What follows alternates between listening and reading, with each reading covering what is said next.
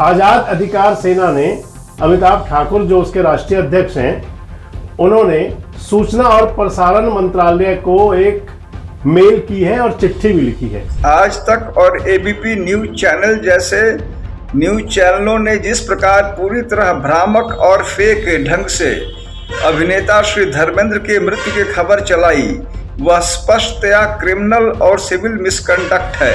TRP की चाह के अंदर टीआरपी बढ़ाने के लिए क्या कुछ नहीं कर जाते। इस वीडियो में आगे बढ़ने से पहले आपको बहुत धन्यवाद कि आप हमारे वीडियोस को लाइक करते हैं, शेयर करते हैं, पसंद करते हैं, अपने कमेंट्स देते हैं।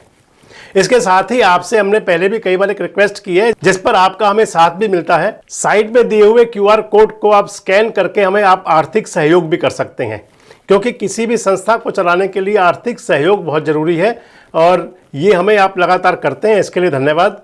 इसके साथ ही जो साथी हमें 4 अंकों में सहयोग करते हैं, हम उनके नाम अपने स्क्रीन पर भी प्रकाशित किया करेंगे। ये कुछ वो नाम हैं जिन्होंने पिछले दिनों में हमें आर्थिक सहयोग भेजा।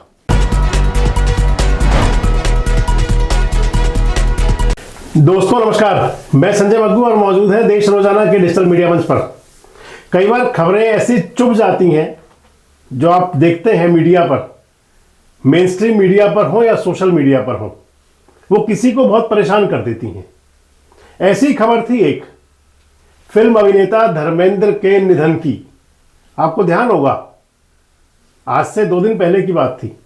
11 नवंबर को सुबह अचानक दिल्ली का खबरें चल रही थी, सारी दिल्ली बम विस्फोट की।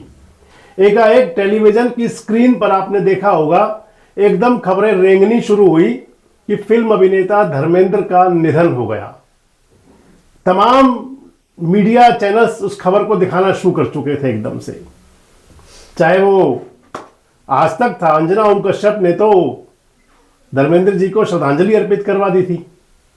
इसके अलावा तमाम चैनल, और चाहे वो एबीपी न्यूज था, चाहे वो न्यूज 18 था, तमाम चैनल्स पर, सभी पर एक खबर चलनी शुरू हो गई कि फिल्म अभिनेता धर्मेंद्र का निधन।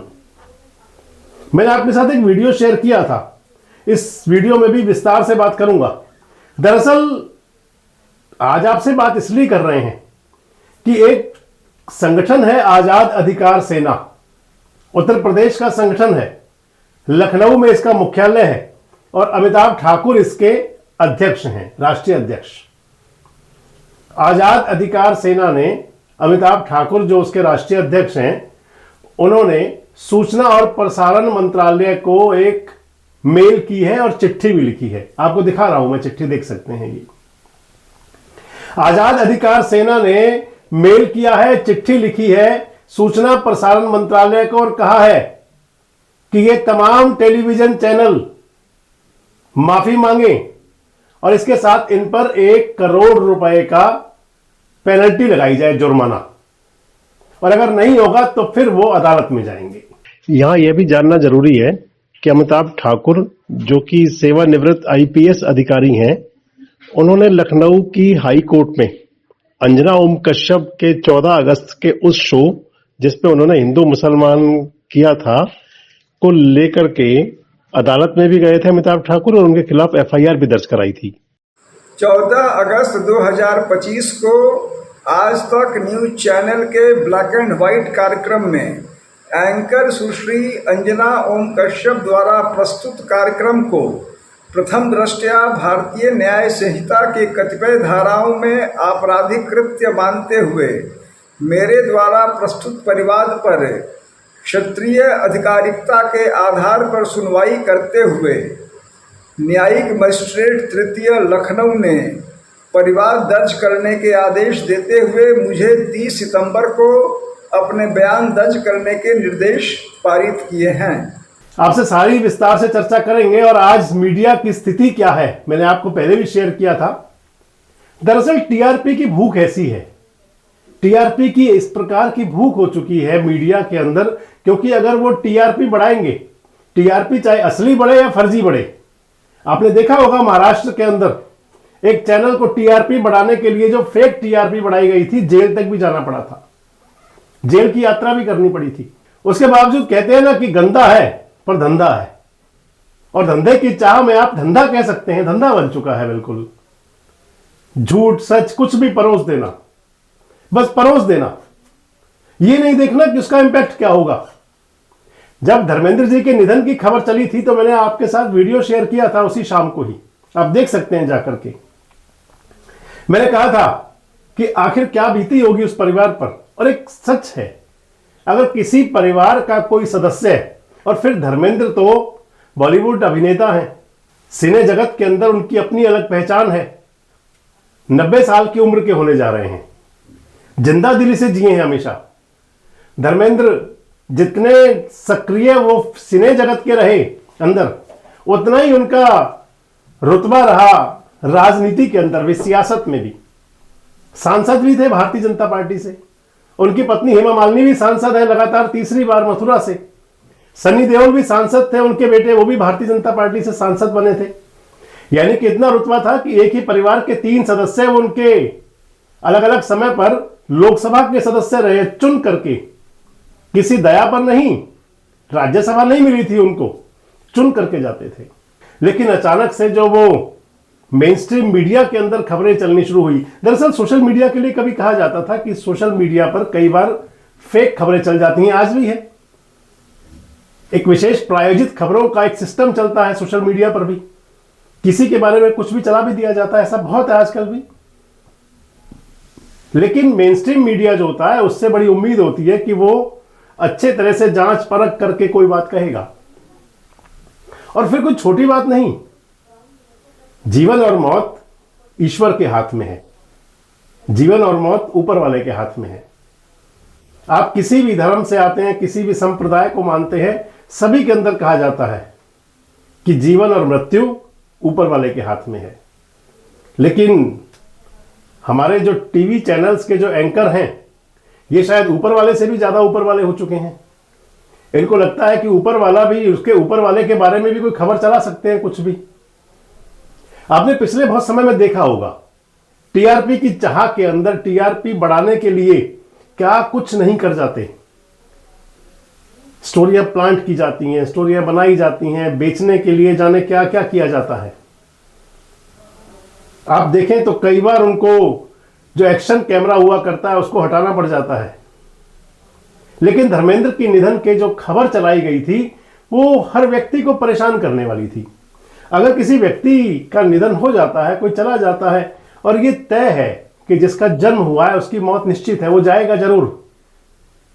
लेकिन टीवी चैनल्स वाले एंकर अगर ये सोचें कि वो उनके चाहने से चला जाए, या जब वो चाहे किसी को भेज दें, जब चाहे किसी को बुला लें, ऐसा आप एग्जिट पोल में तो कर सकते हैं।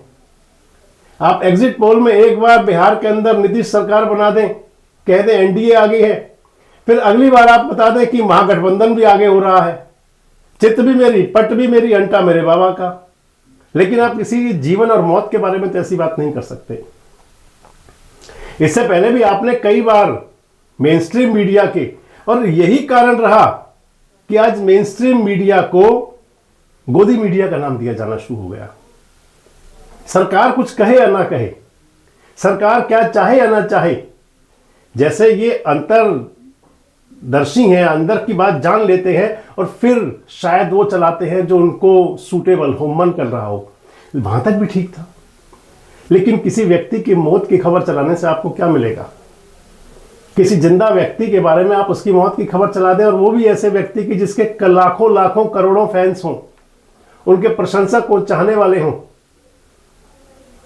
जब धर्मेंद्र जी के निधन की खबर चली थी तो कई जगह सन्नाटा पसर गया था, और मैंने आपको बताया था कई चैनल्स पर तो उनको श्रद्धांजलि अर्पित करवाने के कार्यक्रम शुरू हो गए थे।